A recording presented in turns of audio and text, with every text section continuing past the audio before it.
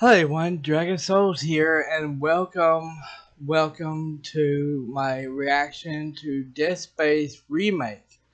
Now, before we get into this reaction, I want to give you a fair warning that rest of the video may be muted for copyrighted purposes only. And before I actually do get into that, I want to actually talk about something, okay? Because I'm a little pissed and I'm hurting at the same time, okay? Now, I won't say the person's name. I won't mention anybody's name, okay? But I will say that what pisses me off the most is, as you all know, um, my back is killing me right now. It's hurting me right now. It's been hurting me for a couple of weeks now. At least by a week. It almost feel like it's been 2 weeks. It's been hurting me. And I inherited off of my mom and her side of the family. Okay. And the thing is, uh, y'all can laugh about this part if y'all want, and I probably will later on. Um, but right now, I don't think it's funny. Um, my left nut feels like, Johnny Cage from Mortal Kombat, the original movie of Mortal Kombat, where he sits there and does the splits and pops that guy in the balls with his fist. Well, that's how it feels. It feels like somebody took my left. It feels like somebody took my left nut and either punched it or trying to pull it out. And the son of a bitch hurts. And it's going straight to my back, and it's making my back hurt. And this son of a bitch on YouTube, he's a YouTuber. I won't say the person's name, but the son of a bitch goes off. He makes fun of people like me who actually do have back problems. Okay, saying that he has his back is hurting him, and that he takes that to his parents, which is false, not true at all. And then he goes off and he does this. He lifts it up like here and sits there and says, "Oh, I have to do this because it helps my back out." That doesn't help your back out, you asshole. That only helps you out. It helps your butt out when you sit on your ass all fucking day long, and you're trying. And that helps your butt ease the pain from your ass, not your fucking back. It doesn't help your back out at all, and it really fucking pisses me off when people like this makes fun of people like me who actually has back problems. And I just want to reach into that motherfucker's video and pull him right out of that fucking screen and wring his fucking neck. I mean, that's how bad that's how much of a pain I really am right now. And if y'all want it, if y'all see my gameplay of me standing up for a minute, and it looks like I'm touching my butt or something, that's because I'm trying to pull my shirt down. But also, I'm trying to I'm trying to rub my back to get my back to stop hurting. So if you're wondering about that on the webcam, that's what's going on. Okay. So you had to overlook it, okay? I'm in real pain right now, and quite frankly, how I feel and how I say, I don't give a shit. And if y'all want to give me a dislike on this video, feel free to. I don't care. It don't hurt me, and it don't hurt my channel, okay?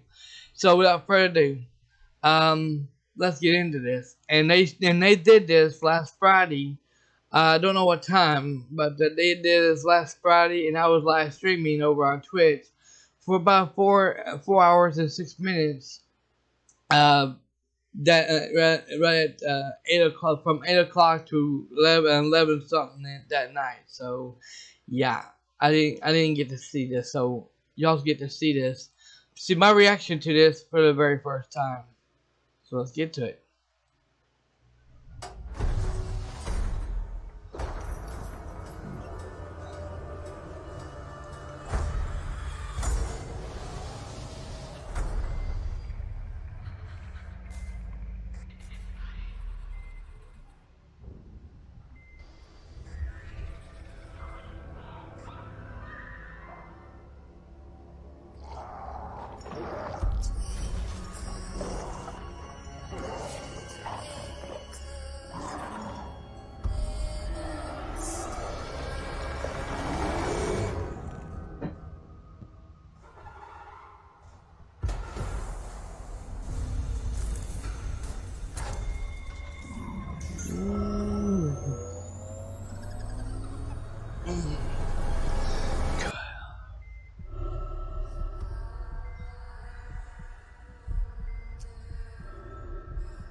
to space.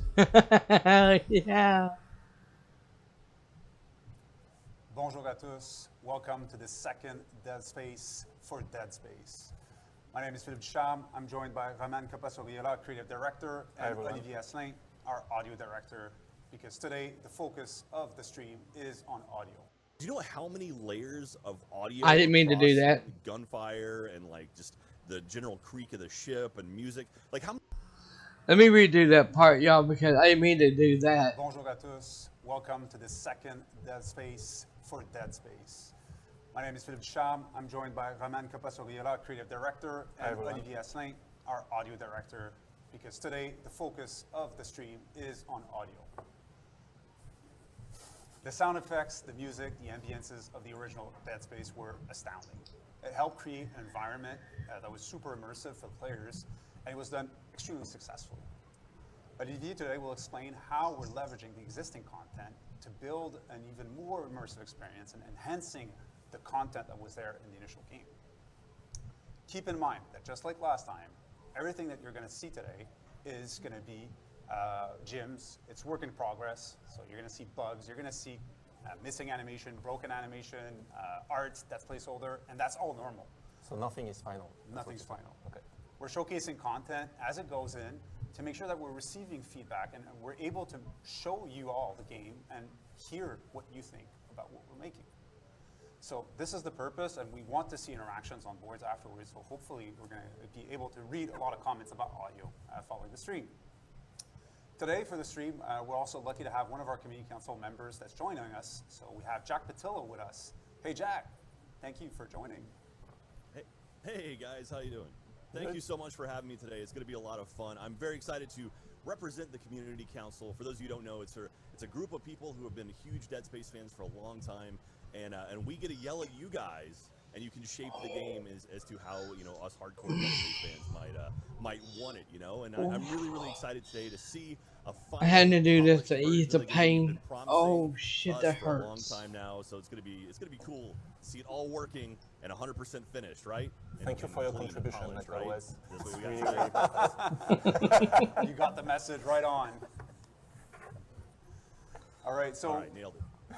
Ali, let's get this started with a first look at the high-level pillars. Cool. So hello everyone. I'm really thrilled and honored to represent the audio team today and have the opportunity to share with you some of the work in progress.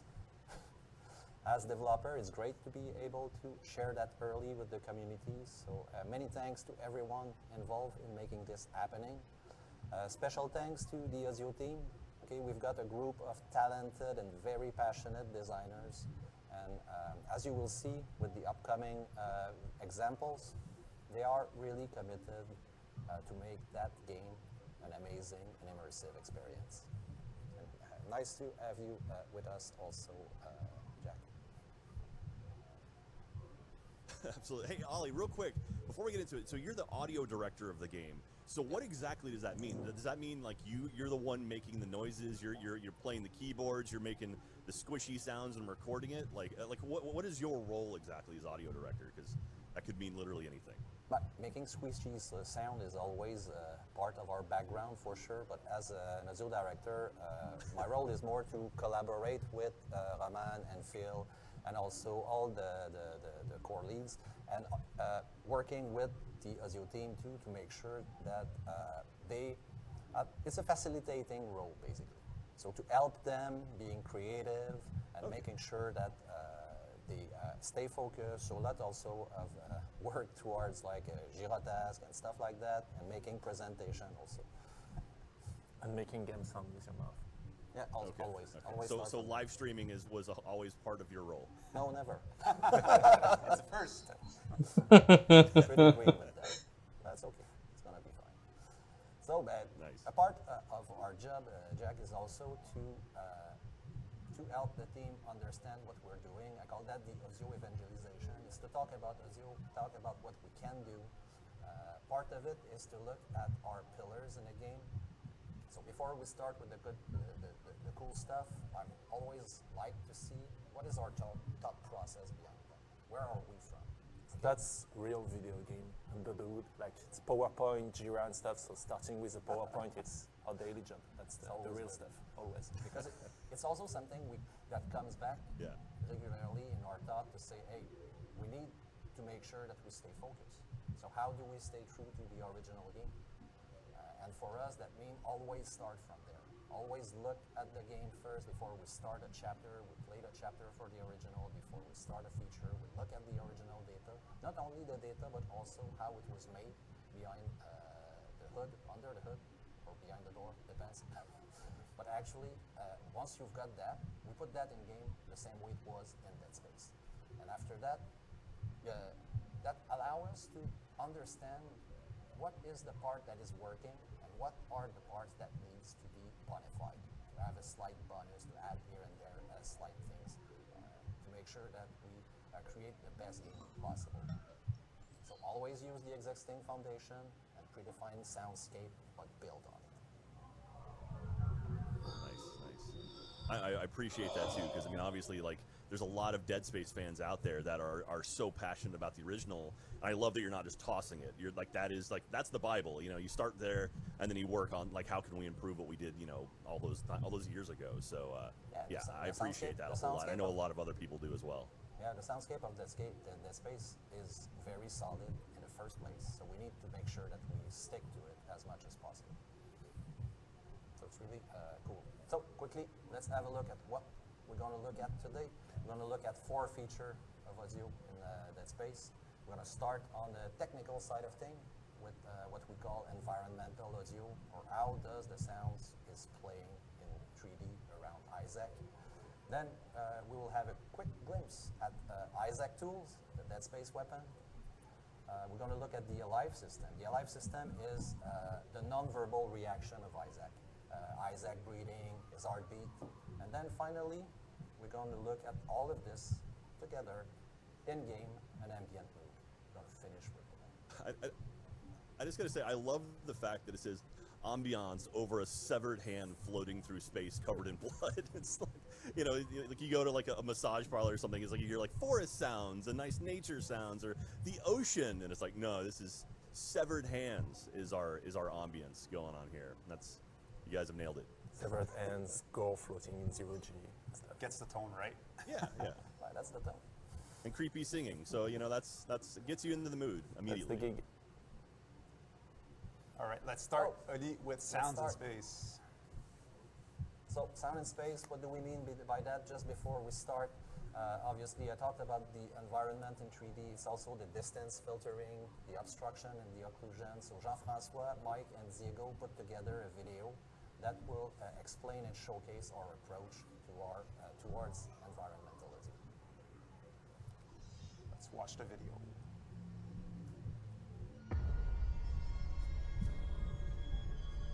Hi everyone, this is Jeff Tremblay, lead sound designer and lead audio tech on Dead Space Remake. Today, we will be showing some of the technical improvements we have made for the remake. Later in this video, we will have Mike Dominiak, technical sound designer, and Diego Marayo, senior audio programmer, showing you in-game example, comparing between DS1 and the remake, as well as going over the technical implementation behind the scene. But before going to the details, I would take a bit of time to go over some of the basic audio concepts we will be referring in this video. The occlusion is when a sound is behind a wall, a door, or a large object that completely blocks the direct and reflected indirect signals. In this example, the sound cannot reach the listener, so we say that the sound is completely occluded or blocked. In Dead Space, most walls are thick metal, so if the sounds are outside the room and the door is closed, so any exterior sounds would be silenced. In other cases, we will have glass windows on which we can tell the system to let through a little bit of the sound. So the result would be a muffled, filtered direct signal and a muffled indirect diffuse signal. For the obstruction, the difference is that some of the signal could potentially reach the listener. In this example, the sound is behind an object or wall, but some indirect signal could reach the listener by bending around the corners of the object or by being reflected on the walls. The result will be a muffled direct signal and clear unfiltered indirect signal. The portals. We refer to portals as volumes we place on doors or placed at specific locations in the levels. And at runtime, the occlusion node made by Diego selects the most logical portal to play the sound from. Along with sending the corrected position, it also sends the correct path distance for the sound to reach the listener. The result is a more accurate sound positioning and distance attenuation and filtering. Alright, let's now listen to how these concepts applies in the context of the game. Let's start with reminding ourselves what the original Dead Space sounded like. Looking at the Headbanger corridor, you can hear as soon as the door opens, the sound is coming from the right side of the screen. The sound should realistically be traveling down the corridor to Isaac, but standing here, you can actually hear the sound coming through the wall. As we come around the corner, you will notice minimal audible changes to the sound position and obstruction. In the remake, there will be much more noticeable mix changes when standing here and the sound is not obstructed, to when I move around the corner and the sound is actually blocked.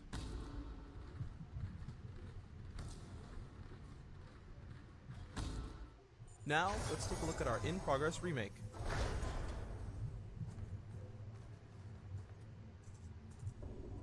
You can hear the sound is now coming from the left, at the end of the corridor. Yep. The orange boxes you are seeing are portals we placed in the level, and the lines between them are the path the sound is traveling to get to Isaac.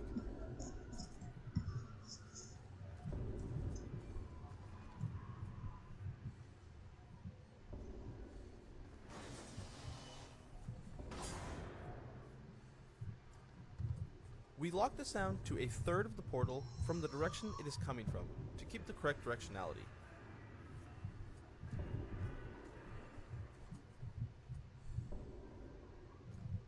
We also use this same system for sound passing through to an attached room.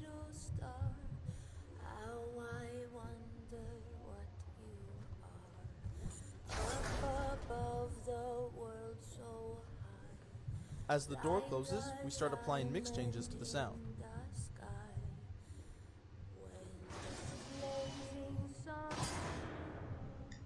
When the door is fully closed, we move the sound source to the window and apply even heavier mix changes.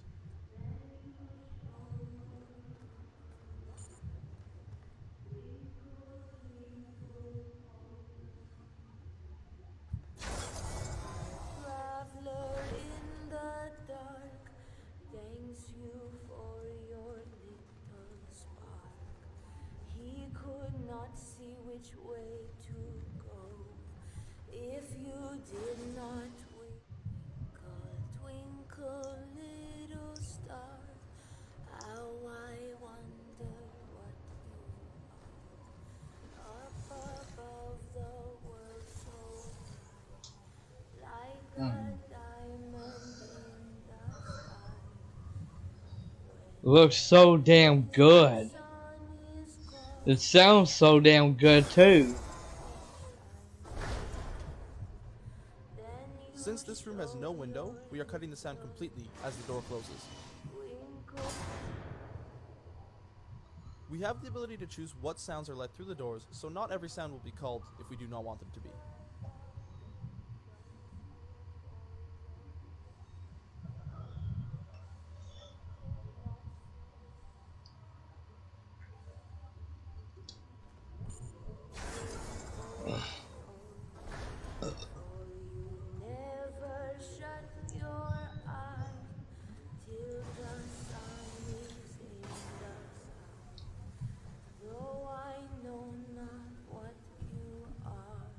The system also works vertically.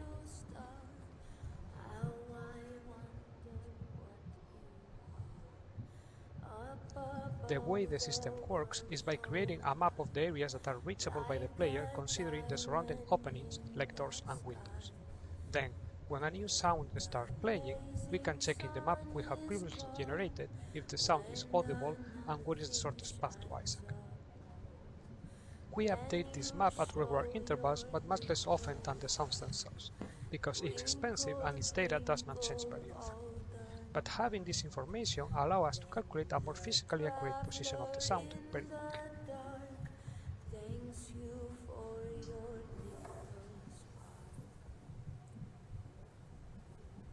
That is so cool, you guys. I don't know if I'd never seen anything like that. I mean, I know I've played a whole lot of games before, but I've never really seen those kind of tools being used in a game. I know they probably have in some other games, but how important was it for you guys to develop that tool for the Dead Space remake?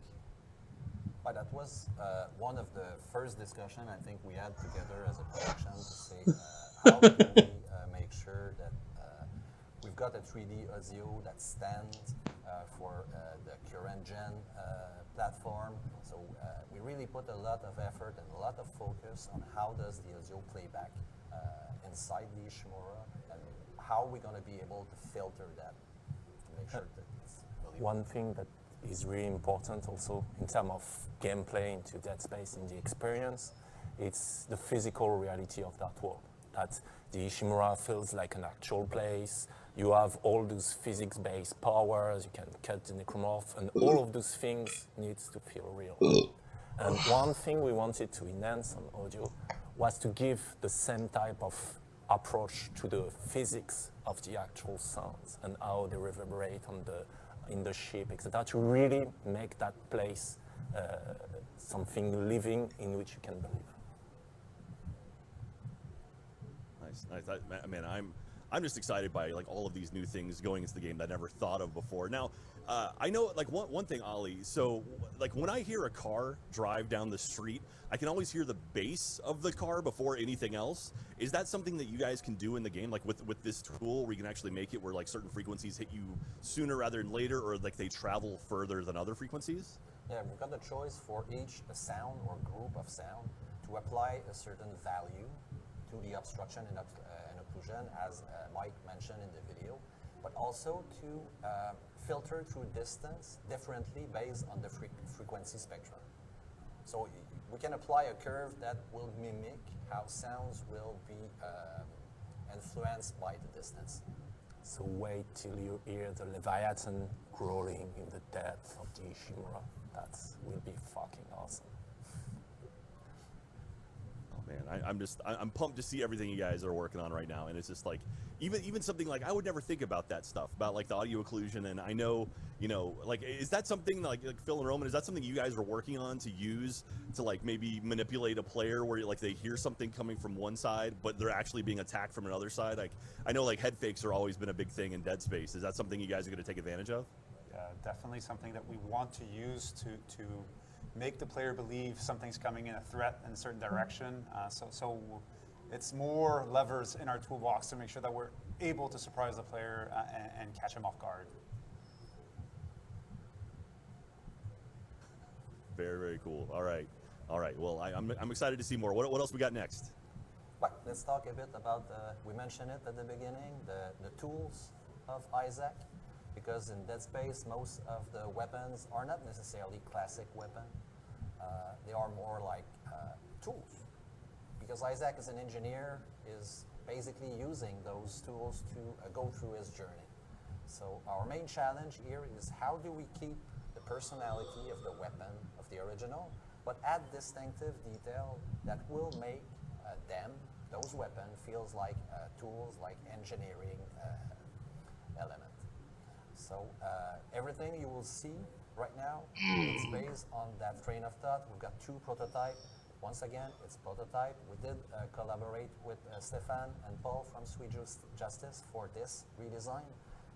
In both examples, you will first hear Dead Space 1 original and then our remodel prototype. So if everyone is okay with that.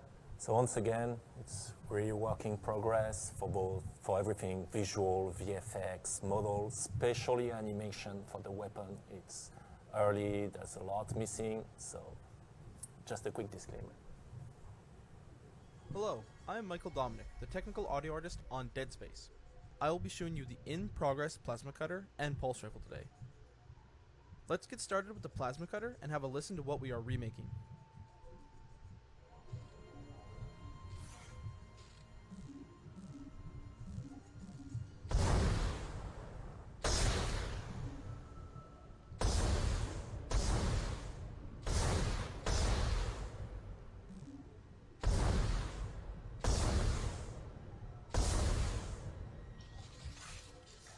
Now let's have a listen to where we are at with our updated version.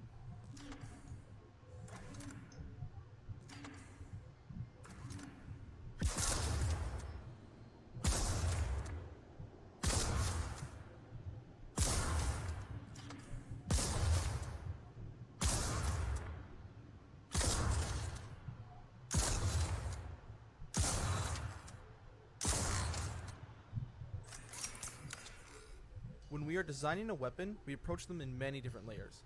All of the red and blue boxes outlined in this picture represent another layer that is being played on each shot of the weapon. Now let's take a listen to some of these layers one at a time, so we can really hear each element that's being played.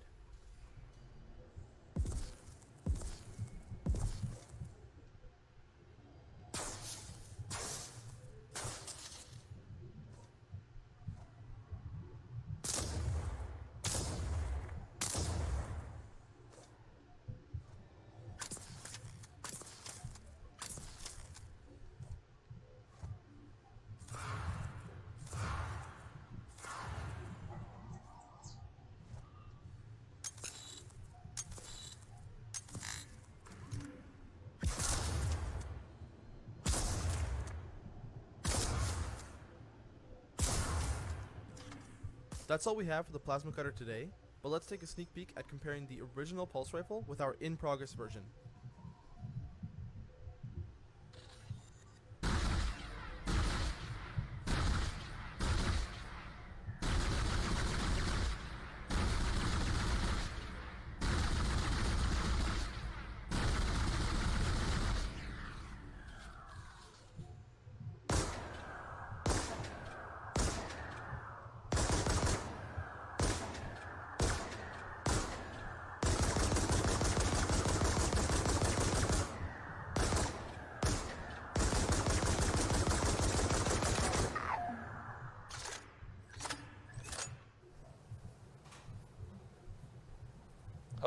Let's hear you, Jack. Yeah, we're not hearing Jack.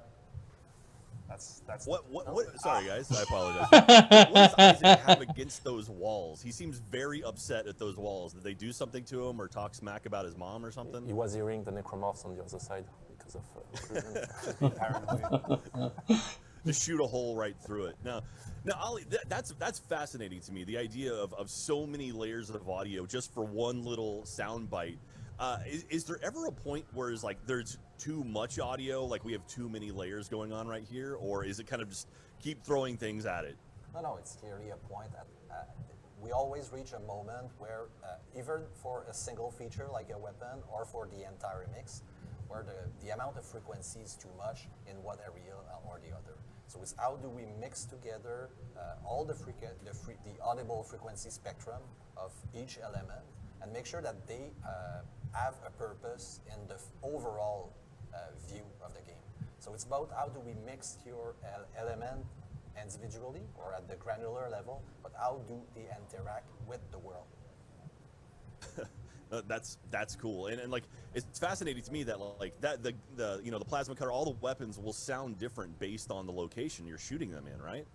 Yeah, because that's basically what we're trying to do. If you're in a big room, you will have like not only the weapon, but everything that the weapon will cause, impact on the walls or impact on the necromorph, to have the reflection and the reverb of each individual room. No, that's cool. And one thing I love that you guys have done now, you can really tell in the layers, was the fact that you have the mechanical components of the plasma cutter. You can hear like that physical, like the metal scratching on metal and stuff, as well as the kind of more sci-fi, like the pew pew type noises and stuff as well. And it's because of that, like thinking about that, usually, you have to base something on something else. You kind of get a reference point at some point. What do you have to reference? Is there anything that exists on planet Earth that you could reference as a plasma cutter that fires like bolts like this, or is it just something you just made up? Well, it's obviously something that we look at first. We look at Dead Space. We try to isolate the iconic element of the plasma cutter to make sure that it still sounds like the original weapon somehow. But after that, it's adding element here and there. Obviously, we look a lot at different tools, all those mechanical elements that make the plasma cutter turn, add those little details here and there to make them feels like they are mechanical, they are turning. It's actually like creating something. We have a lot of discussion and really serious design meetings about thinking about how would it sound to actually use a power drill in someone's arms, and what would be that sound and that feeling. So it's a really serious topic. You're like bring in the intern. Let's see what it sounds like. Come on, guys. That sounds horrifying. Now, you've talked about a couple times throughout the stream here about going back and using some of the material from the very first game. Are you using actual like sound files from the first game, or is everything being completely remade, or how does that work? Our first idea there is always start with the original. So we dig, and we did a lot of archaeological search into the game data, but not only the game data, the backup that the team had at the time. We look at how they build stuff. We've got lots of original recording, original source. So it's always to look at both, say what can we extract from that, because sometimes we don't have everything. We've got only the end result, and is the end result is what we need necessarily, or we need to look at redoing something that is similar. So it really depends of the feature itself, and the result of our search. It's also That is so cool. It's a great way for us to have a solid starting point that stays true to the original, and from there be able to see and determine where do we want to enhance the experience, and on the audio it's the same thing that we're doing. So one place I love the where idea we of also want to using archaeology, like the idea of like an archaeologist of video games, and wearing a fedora and a bullwhip, going through and pulling out all the old files. That's pretty rad. It's something you don't think about, but I guess I've got hard drives I know around here that are probably 10 years old that I don't know what's on them. So I imagine that was a huge process with this. That was a fun process too, because it's always cool to see like, hey, okay, you find stuff. Sometimes you find gold when you do that too. You find things that you didn't know was still existing. So it's really an interesting process for sure. That's so cool. All right, Yeah. so let's move on actually to the next component, Ollie, for the live system. So we're going to put ourselves in Isaac boots. As I mentioned, a live system is the breathing of Isaac and his heartbeat, and we're going to look at that on a video with our senior sound designer, Terry Calico. My name is Terry Calico, and I'm the senior VO designer on Dead Space. In the original Dead Space, Isaac's breathing and heartbeat was such an integral part of the player's connection with Isaac, in building immersion and emphasizing the horror experience. Breathing is a huge part of Dead Space, and horror films in general, that enhance the feeling of being alone and vulnerable. For Dead Space, we're looking back at the core functionality of the original, and not only bringing that experience forward, but we're finding ways we can improve it to a level that exceeds expectations in today's generation of games. In the original Dead Space, you would hear Isaac's breathing change and heartbeat ramp up over time when sprinting, when low on health, low on oxygen, during combat, and spike for jump scares or scripted events. All of that will be there.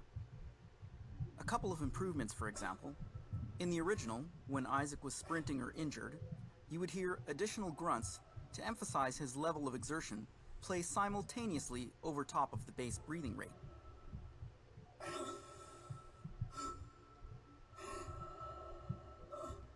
Exertions, such as melee and stomp, also played over top of the breathing rather than interrupt it.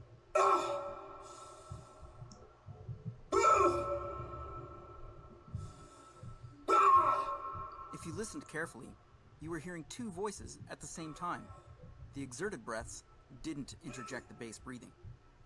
For Dead Space, we're building a system that supports transitioning respiratory rates through fatigued and low health states seamlessly. As another example, in the original, when Isaac was gasping for air while running out of oxygen, exiting the vacuum of space or using an oxygen refill would instantaneously and unnaturally revert Isaac back to a calm breathing state, as if nothing had happened.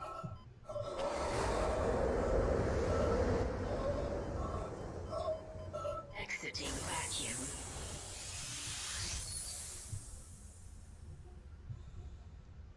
For Dead Space, you can expect to hear Isaac catch his breath as he recovers from a lack of oxygen. Let's have a listen to this prototyped in game with some placeholder content.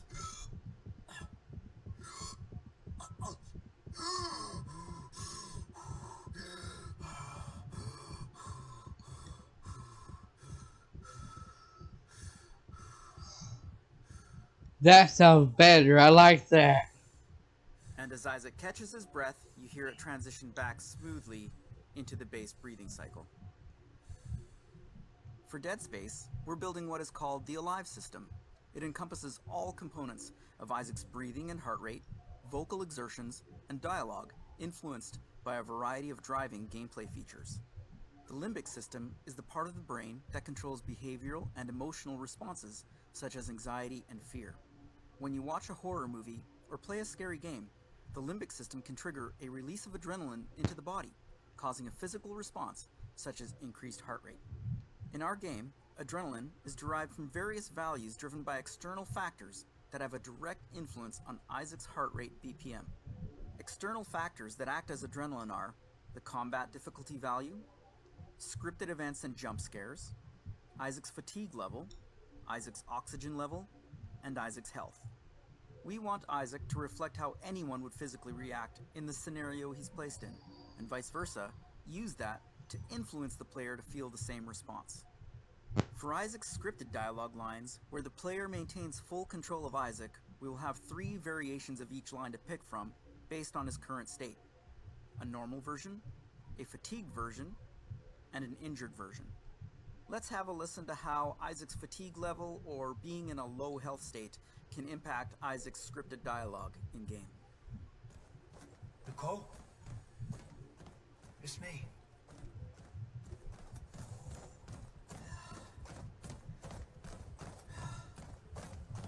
Nicole? It's me.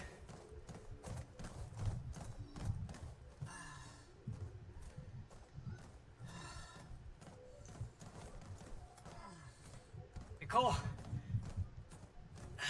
It's me. Making up Isaac's vitals are his heart rate, respiratory rate, oxygen level, and health. As Isaac is 43 years old, I studied average heart and respiratory rates for his age group at different levels of fitness to land on Isaac's base heart rate of 70 BPM to build up from. As heart rate increases, his respiratory rate increases as well. I broke down the respiratory rates into 7 breathing cycles mapped out across 7 correlating heart rate BPM zones. Each cycle also has fatigued and injured modifiers. Alright, let's have a listen to how Isaac's breathing is behaving in-game. One thing to note, the breathing and exertion samples that you'll be hearing in-game are not gunner right. These are placeholder samples that we recorded for testing all of this functionality out in-game as we were building it. And here on screen is our Alive monitor. This is some debug information that we've put together to see Isaac's current breathing cycle, his heart rate, what his breathing state is, if he's inhaling or exhaling, what his fatigue level is, his oxygen level, his health, and the current combat intensity. And if we have Isaac's sprint here, over time you'll start to see his fatigue level increase. And when Isaac's fatigue level gets past a certain threshold, you'll start to hear fatigued breaths, exerted breaths start to mix in with his regular base breathing rate.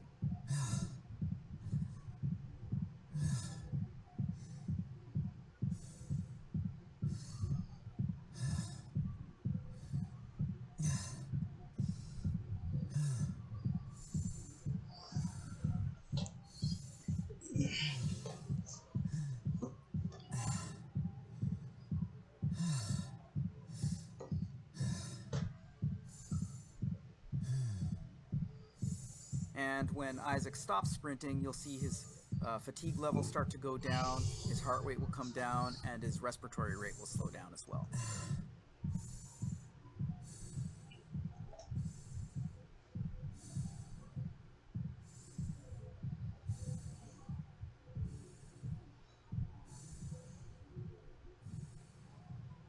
Here we have Isaac in a very low health state. He's injured, and when he moves around in this state, we start to introduce little winces of pain mixed into his breathing cycle.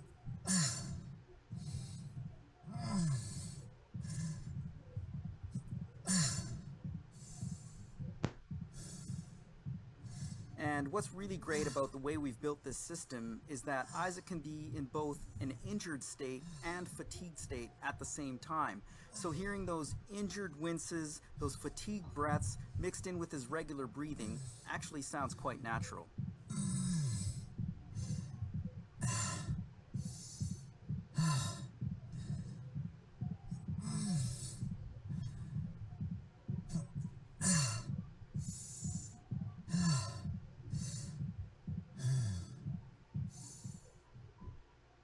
And wrapping up the Alive system, we have exertions.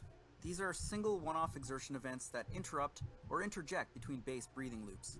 For example, melee, stomp, hit reactions, and death. Exertions for the most part will end in exhales and restart the breathing loop back up on an inhale.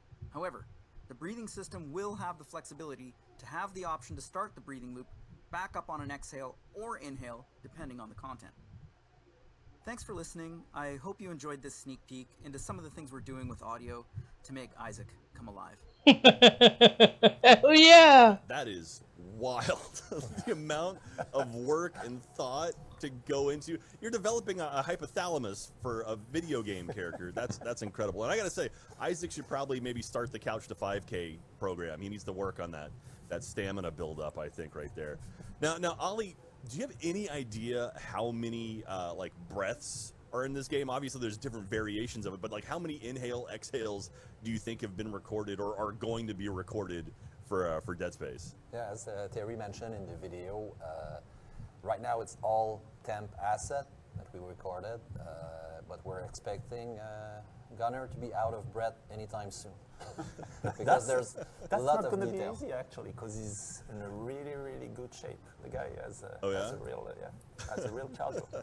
Now, who gets to tell Gunner that he has to do 3 versions of every single line of dialogue in the game? Does he know that yet, or is that something you're going to be like, here's the script and the second version of the script and the third version of the script?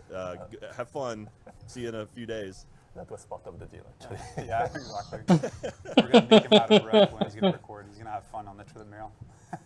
Okay, that's good, man. That is wild. Like that's stuff that you never think about, and it's one of those things that when you guys do it in such a high quality fashion, you don't think about it. It just feels natural, and you've done such a good job with that so far. And just this early look, so I can only imagine what it's going to be like when it's final polished version of the game, which we're very close to, right, gents? We're this almost done, almost ready. Not yet. Soon, Okay. it's still all pre-alpha, and yeah, there's still a lot of work left, but it's heading in the right direction. That's for sure.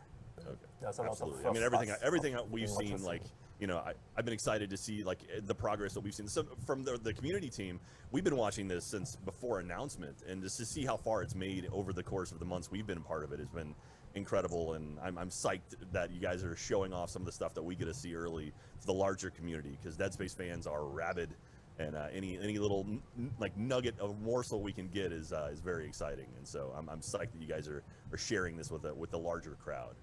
So, now what do we got next? What do we got next? I want to see more. Let's share a bit more then. A bit more then we're gonna go in game anytime soon. But just before we go in game, we're gonna quickly talk about one of the elements that is super important, obviously, for the entire Dead Space experience. It's the music. Okay, it provides a very amazing effect in Dead Space 1. The score from Jason Graves is amazing, and it was well praised by both critic and fan. It used dark, organic, orchestral music that dynamically change at runtime based on gameplay parameters. Super effective at setting up the mood of being responsive to specific game stimuli. So for us, I bring back the pillars that we talked about from the beginning to like demonstrate that they are applied all over the place for us. What does it mean to be true to the original? It means that we're gonna reuse both the way the music was playing, but also the original score. But once again, as for all the other features, we're looking for elements that we would like to add as a bonus, as an enhanced experience. So for that, we would like the music of Dead Space to evolve with the narrative, to change, to support the story. And for that, we're working with our composer, Trevor Gurikis. And fun fact, we're just out of a recording 2 weeks ago with we did a cool recording, and we've got a little glimpse for you coming up.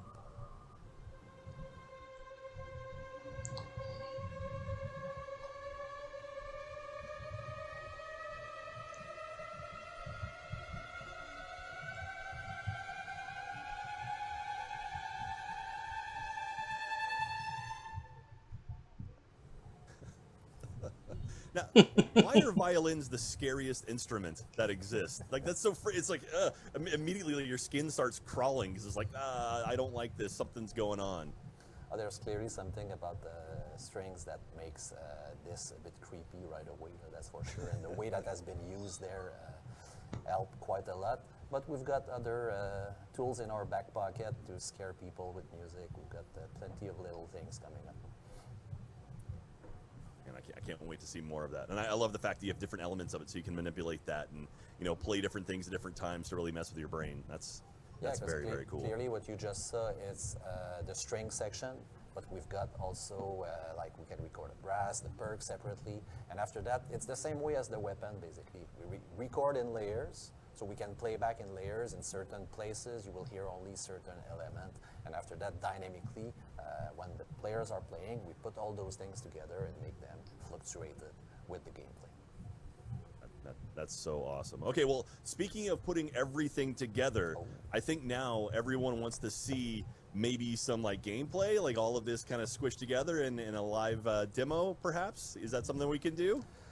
I guess that's where we are now. That's definitely where we're going to switch. And again, the same old disclaimers, right? Everything's final, Jack. That's it. 100% final, polish, ready to go, Not at ready all. to ship. Everything that we're showing Send it out. again today, it's first pass in terms of visuals, animation, even lighting, etc. There's still a long way to go before polishing and finishing the game experience.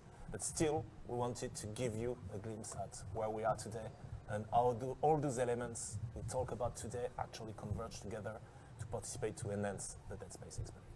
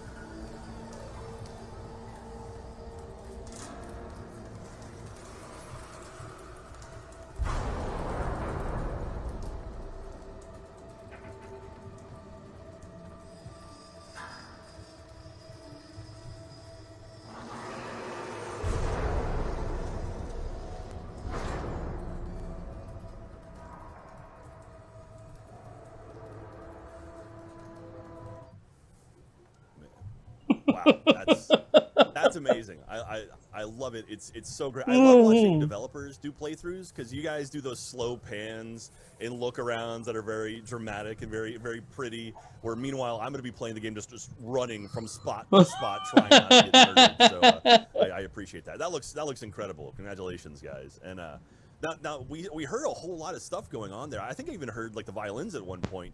Do you know how many layers of audio across gunfire and like just the general creak of the ship and music? Like how many layers of audio can be playing at one time?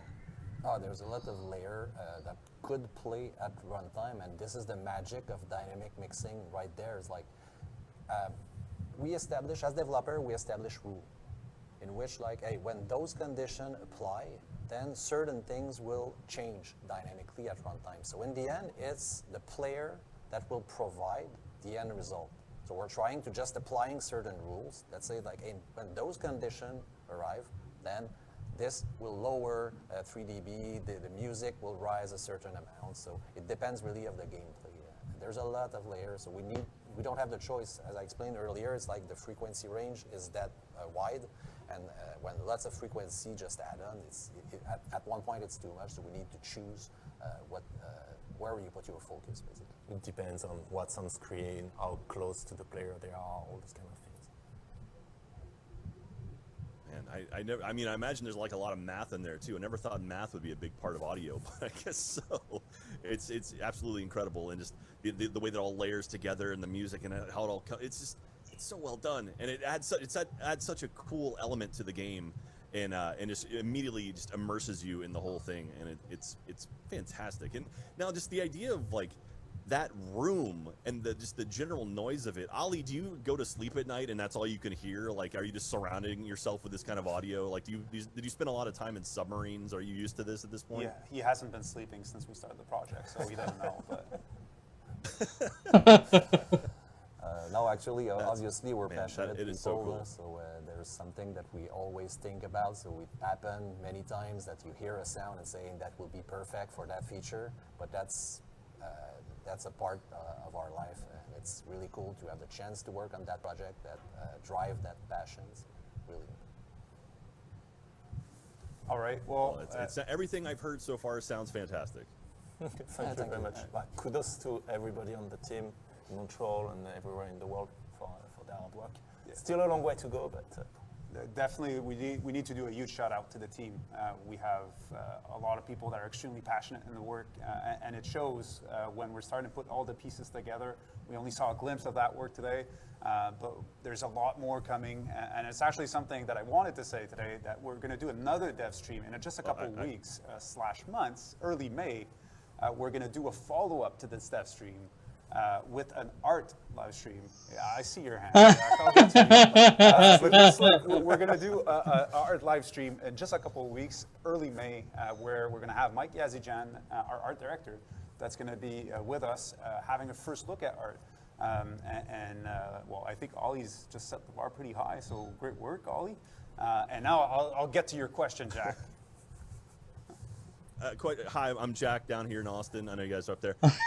You said like we're getting close. Can you give us a general range, maybe, or as close as you can get to like when we can get our hands on? I know this is the gold final version of the game we've been watching now, but like maybe the final version of the game when you're ready to put it on shelves. When can we see Dead Space in our house? The final version of it.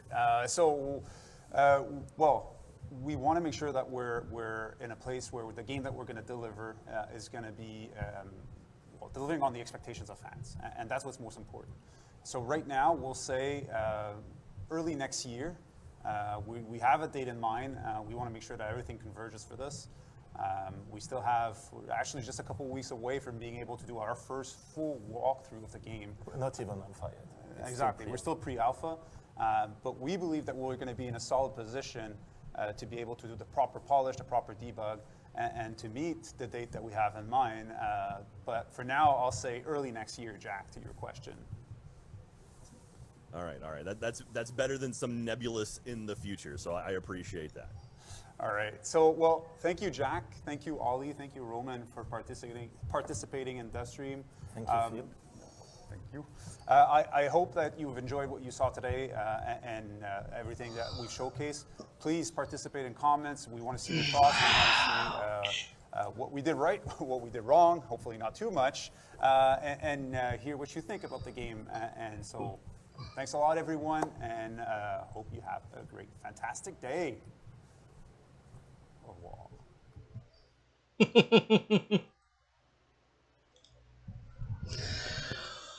Well, that was really fucking fantastic. And I cannot wait until this comes out. Um, First of all, for the game developers who are making a remake of Dead Space 2, all I can say, and I think I speak for every gamer out there who are real gamers and not um, only playing video games for the paycheck, and for the money. I think I'm talking to, I speak for all gamers, real gamers out there like me, when I say take your time with this game, okay? Do not rush it. Do not rush this game, okay? Take your time with it. We have plenty of games out there to keep us occupied until this game is fully developed, fully ready, and to be released for the PS5, okay? Just do me a big favor. And I think, again, I speak for all of us, all the gamers out there, including myself. It would be really nice if you actually have Isaac, the character of Isaac, to be speaking, talking to the other characters in the game. I think they have him doing it in part 2 and 3. I'm not sure, but it would be really nice if they actually have him, his voice acting, talking, his character of Isaac talking in this game of the remake. It would be really nice. Also, everyone, I will be getting Dead Space Remake once it comes out for the PS5. And speaking of that, I have a big announcement I have to make that just popped up on my phone a while ago. Okay? And allow me to read this on my phone. Okay? I got an email from my sponsorship. Okay?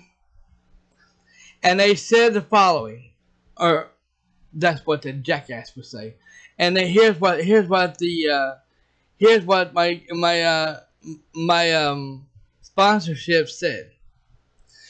Dear Dragon Souls, we are here to let you know, and writing to let you know, that we have a new PS5 on its way. We have been talking to one of your good friends, one of your good friends, and a big fan of yours. He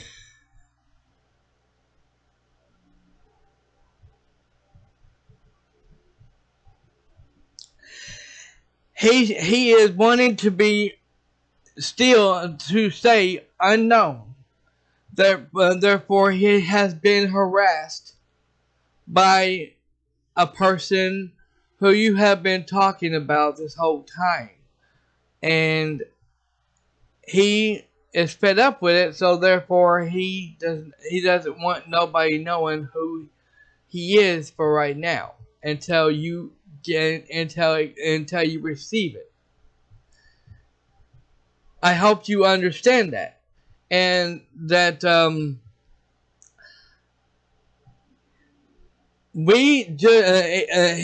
thanks to him, we won't tell you for right now. We will not. We can tell you how much he and we even offered him money to pay him for this.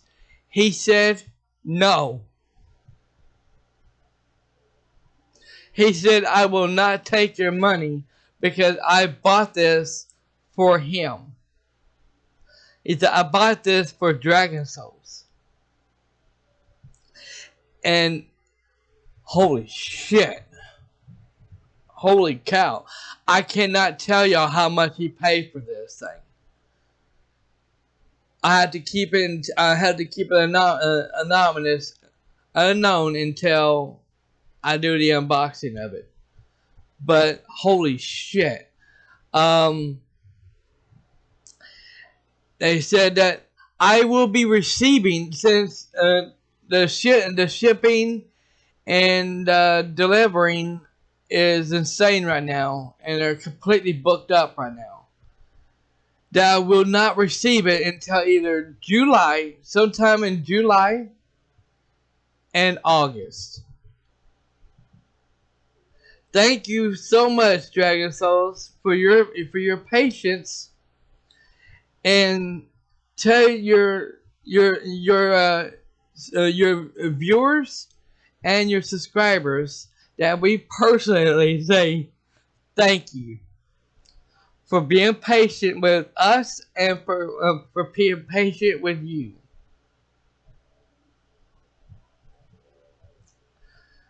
We will be in contact with you as soon as we can. Sincerely, sponsorship.